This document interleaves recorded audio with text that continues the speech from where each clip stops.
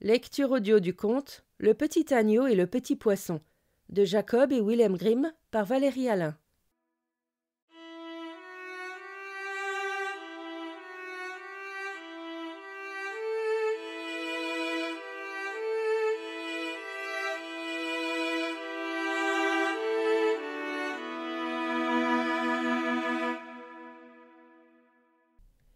Il était une fois un petit frère et une petite sœur qui s'aimaient tendrement.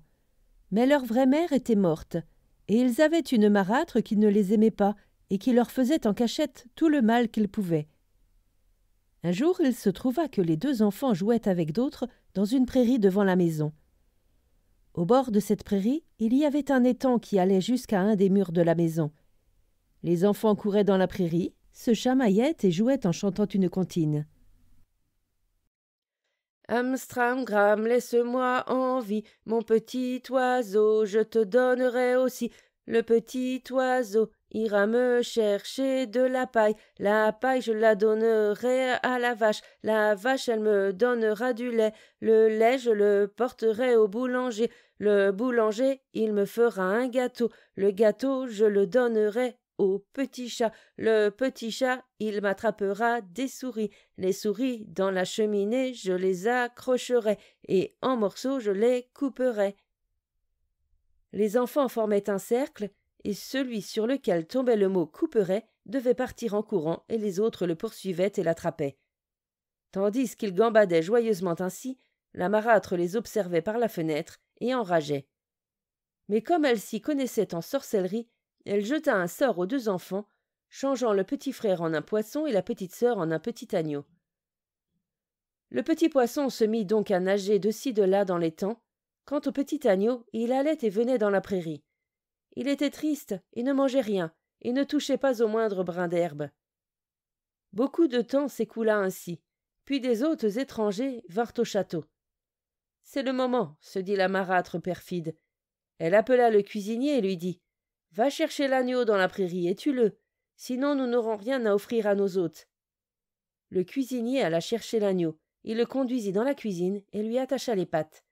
L'agneau se laissa faire docilement, mais quand le cuisinier eut tiré son couteau et qu'il se mit à l'aiguiser sur le seuil pour l'égorger, il vit dans l'eau de la rigole un petit poisson qui nageait de ci de là près de l'évier en le regardant. C'était son petit frère qui, quand il avait vu le cuisinier emmener le petit agneau, l'avait suivi en nageant depuis l'étang jusque dans la maison. Le petit agneau se mit alors à crier, en regardant vers le bas. « Ah, mon petit frère qui est dans l'étang profond, comme mon cœur se morfond, le cuisinier aiguise son couteau pour me transpercer le cœur. » Et le petit poisson lui répondit. « Ah, petite sœur qui est en haut, comme mon cœur se morfond dans cet étang si profond. » Le cuisinier prit peur en entendant que le petit agneau pouvait parler et qu'il disait des choses si tristes au petit poisson. Et il se dit que ce ne devait pas être un agneau ordinaire, mais qu'il avait dû être ensorcelé par la méchante femme qu'il y avait dans la maison.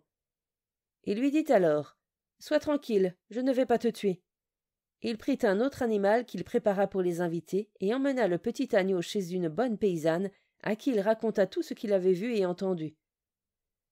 Or, cette paysanne était justement l'ancienne nourrice du petit frère et de la petite sœur. Elle se douta aussitôt de qui il s'agissait et emmena le petit agneau chez une femme sage. Celle-ci bénit aussitôt le petit agneau et le petit poisson, ce qui leur rendit leur forme humaine, puis elle les emmena dans une petite maisonnette située au cœur d'une grande forêt, où ils vécurent seuls, mais contents et heureux.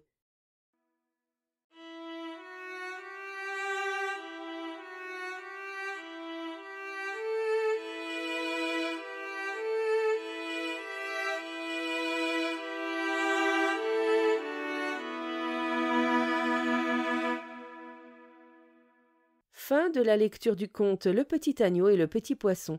Merci de votre écoute, je vous rends vos oreilles, cœur avec les doigts.